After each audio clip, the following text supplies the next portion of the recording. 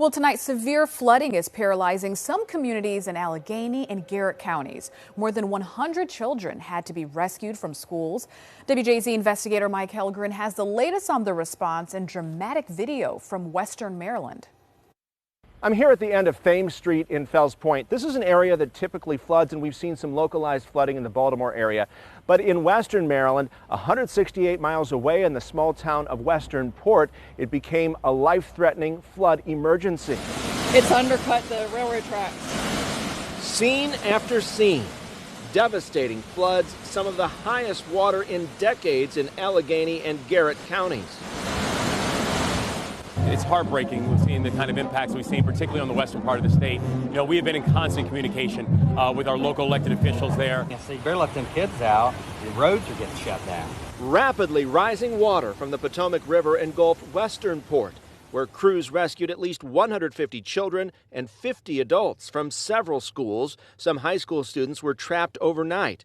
At Westernport Elementary, water covered the ground floor. First responders took 10-year-old William Wade and his 8-year-old brother Quentin by boat to safety. I went on a motorboat, and they drove us over to, where there was no water, and we saw how high the water was. We went over to the train tracks, and we got on, this little truck thingy. Whenever we were going down to get in the boats, the first floor was flooded. The first floor had been flooded all the way to the ceiling.